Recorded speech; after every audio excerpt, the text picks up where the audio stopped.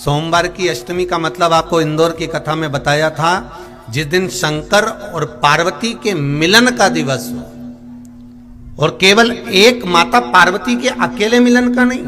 64 योगनियां तक भगवान शंकर से मिलने के लिए आती है। कहीं लग जाए आपकी जिंदगी में कि अब मेरा जीवन बहुत नरक सा निकल रहा है, बहुत कष्टमय निकल रहा है, ये बेलपत्री लेना। इस बेलपत्री के बीच वाले पत्ते पर पीला चंदन लगा लेना। पत्ती पर जब चंदन लग जाए, लगने के बाद में ये दोनों पत्ती पर लाल चंदन लगा लीजिए। इन दोनों पत्ती के बीच में जो डंडी का भाग होता है, आपको कहा था, आपको स्मरण में होगा शायद, हमने जब बेलपत्री की महत्वता बताई थी तो उस बेलपत्री की महत्वता में कहा था ब्रह्मा विष्णु महेश ये 3 हैं, बोला था। बीच में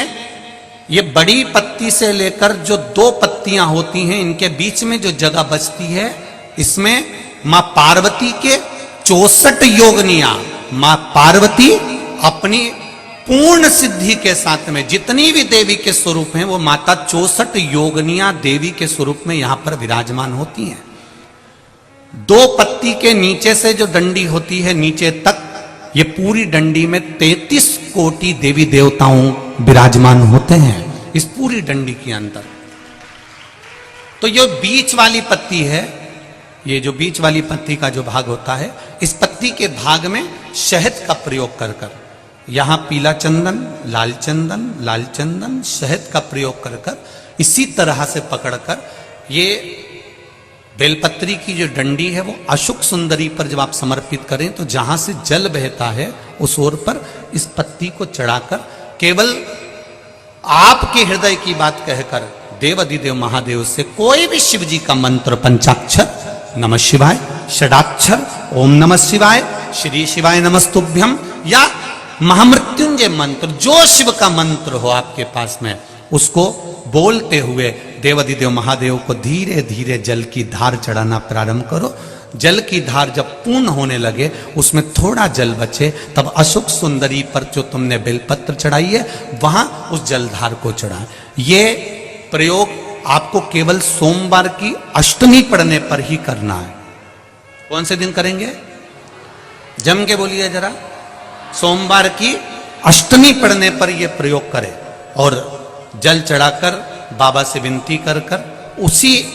बेलपत्र को वापस उठाकर कहीं जलाशय में या किसी पेड़ के नीचे विसर्जन कर दें और 1 लोटा जल वहां भी चढ़ा दें। बस निवेदन कर कर आ जाइए, मेरा बाबा 3 माह के अंदर हाथ जरूर पकड़ेगा और आपको दलदल से बाहर निकाल देगा।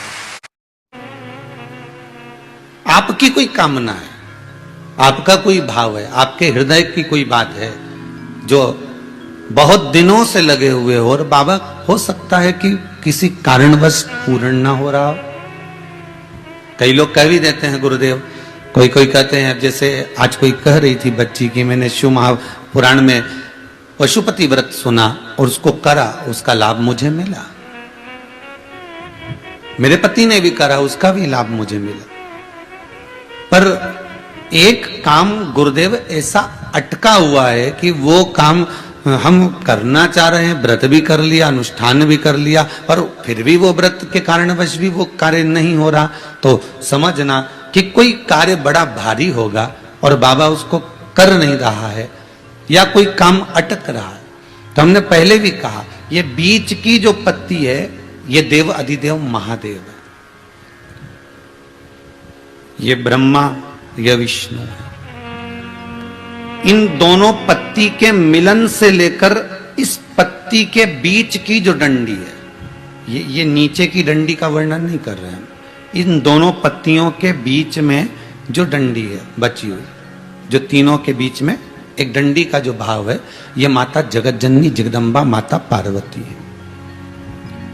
इस डंडी के नीचे का जितना भाग है, ये 33 कोटि देवताओं को दर्शाता है। बेलपत्री के नीचे पिछले वर्ष की श्रावण की कथा यदि आप निकालेंगे और उसको पेज पर जाकर आप सुनेंगे तो आपको प्राप्त होगा कि उसमें भी कहा था कि जब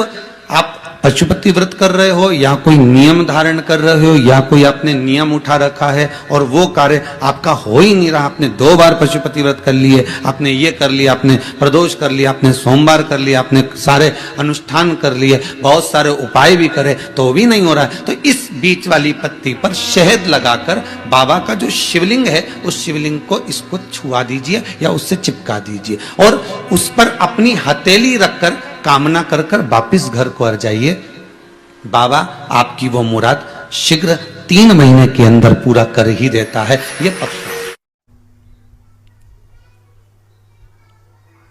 64 योग नियम कहते हैं भगवान के जितने जितने विवाह हुए थे ना, उमा से, सती से, कात्यायनी, कुष्मांडा, चंद्रघंटा, स्कंदा, ये जितने जितने जितने भगवान के विवाह हुए थे, अनेक अनेक उमा आदि जितनी भी भगवान की जो विमंगल विवाह हुए थे, सारी माता पार्वती के जितने अंश हुए हैं, माता पार्वती के जितने स्वरूप हुए हैं, ये सारे स्वरूप सारे अंश माता पार्वती के। ये सोमवार की अष्टमी के दिन भगवान शंकर के मंदिर में आकर शिव जी के सम्मुख में बैठकर उस जलाधारी के नजदीक में जहां शंकर जी का शिवलिंग होता है, उस जलाधारी के पास में उस दिन केवल पार्वती जी का हस्त कमल नहीं होता, स्वयं मां जगत जननी अपने कामन रूप में 64 योगनियां और शक्तियां सारी की सारी आकर उस जलाधारी के पास में विराजमान हो जाती हैं और शंकर जी पे जो जल चढ़ता है वो देवियां ग्रहण कर कर शिव को अपना आनंद सुख प्रदान करती हैं। इसलिए कहते सोमवार की अष्टमी का महत्व बड़ा है, बहुत प्रबल। बाबा की कृपा है, शिव की कृपा से, भगवान शंकर की कृपा से ही सब कुछ आनंद में हो। और हम तो कहेंगे 1 लोटा पानी चढ़ाने से पीछे मत हटना सोमवार की अष्टमी के दिन। शंकर के मंदिर जरूर जाना, बेलपत्र जरूर चढ़ाना, बाबा से विनय जरूर करना, निवेदन करना, बाबा को पूजन करना, घी का दीप लगाना और बाबा से विनय करना, बाबा मेरी ये मनोकामना है, मैं तो आपके चरणों में समर्पित करने के लिए आई हूं, मेरी ये विनती को स्वीकार कर लो।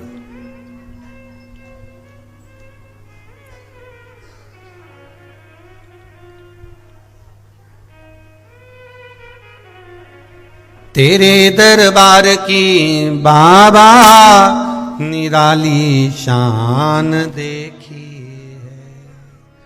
तेरे दरबार की बाबा निराली शान देखी है, तुझे देते नहीं देखा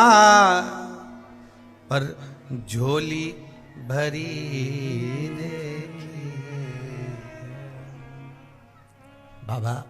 कभी मैंने आपको देते हुए नहीं देखा, पर तेरा भजन करने वाला, तेरा स्मरण करने वाला, तेरा कीर्तन करने वाला, तेरा मंत्र जाप करने वाला, तेरा नाम जाप करने वाला, तेरी भक्ति में डूबने वाला कभी खाली तो नहीं रह सकता।